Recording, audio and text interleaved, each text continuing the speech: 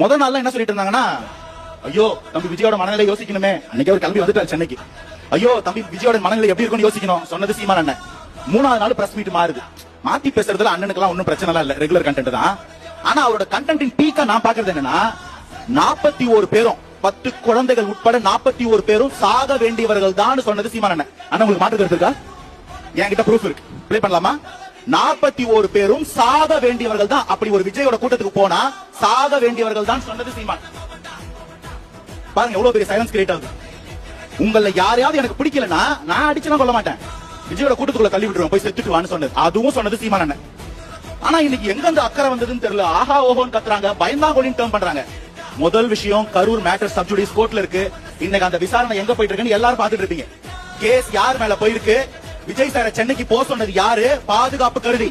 நீங்க இங்க இருந்தீங்கன்னா இன்னும் கேஸ் அதிகமாகும், தயவு செய்து கிளம்புங்கன்னு சொன்னவர் யாரு, ப்ரூஃப் எங்க கிட்ட இருக்கு. அது கோர்ட்ல கொடுத்துருக்கோம். கோர்ட்ல கூப்பிட்டு என்னப்பா போக சொன்னீங்களான்னு கேட்டா பதில் இல்ல காவல்துறை கிட்ட. வண்டி அப்படியே கரூர் பக்கம் திரும்புது. உண்மையை ரொம்ப நல்லா மூடி வைக்க முடியாது. ஆனா சென்னைக்கு வந்துட்டாரு கோழை. ஐயோ ஆமாமா கோழை தான்.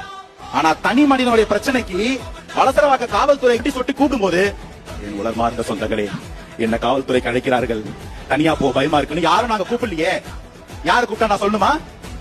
நீ யாரு பயந்துருக்காங்க? எங்களுடைய சந்தை மதிப்பு 1000 கோடி. 1000 கோடி கொடுக்கறேன்னு சொன்ன ஆஃபர் பண்ணவன் யாரு? வெளில சொல்லு, நீ தான் நல்லவனாச்சே. ஓட்டுக்கு ஒருத்த காசு கொடுக்கறேன்னு சொல்றான் 1000 கோடி. ஸ்டேஜ்ல அதை டிக்ளேர் பண்றீங்க. கொடுக்கறேன்னு சொன்னவன் யாரு? ஒயிட்டா பிளாக்கா? சொல்லணும்ல, நம்ம நல்லவங்க தானே. நல்லவங்க தானேனா? 1000 கோடி இந்த 8% கொடுக்கறேன்னு சொன்னவன் யாரு?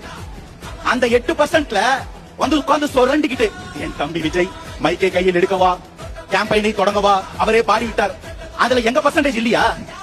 இருக்கா இல்லையான்னு 26ல பாத்துருவோம். இவ்வளவு பிரச்சனை கேப்டன் ஐயா விட்டு கொடுத்துட்டாரு ராஜேந்திரன் அண்ணன். இவ்வளவு இடத்துல வீரனா இருந்த சீமான் AK-74ல சுட்டு பயிற்சி எடுத்தாரு. போர் நடக்கும்போது எங்க இருந்தாரு? பயிற்சி எதுக்கு எடுக்கிறது? போறப்ப சண்டை போட தானே.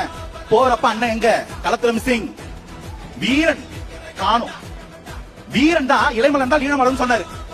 அப்படி சொன்னவங்க ப்ரூவ் பண்ணல. நான் அரசியல் விட்டே போறேன்னு நிர்மாணம் சொன்னாரு. எனக்கு கேட்டா அதுக்கும் ப்ரூஃப் இருக்கு. ஆனா சொன்னது சீமான் அண்ணன் அதிமுக மேடையில இன்னைக்கு வரைக்கும் அண்ணன் விலகவே இல்லை.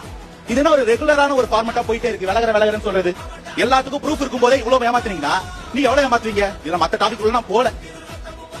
சோ தாவேக்கால யாரும் பயப்படல. நாங்க அரசுக்கு கட்டுப்பட்டு அன்னைக்கு அங்க இருந்த கேஆஸ் உங்க எல்லாருக்கும் தெரியும். தாவேக்கா கொடி போட்ட ஒவ்வொருத்தரும் லட்டி சார்ஜ் எடுத்து கழிச்சு விட்டாங்க. ஆனா அதையும் சட்டமன்றத்தில் இல்லன்னு சொன்னார் முதல்வர். அதுக்கும் ப்ரூஃப் இருக்கு.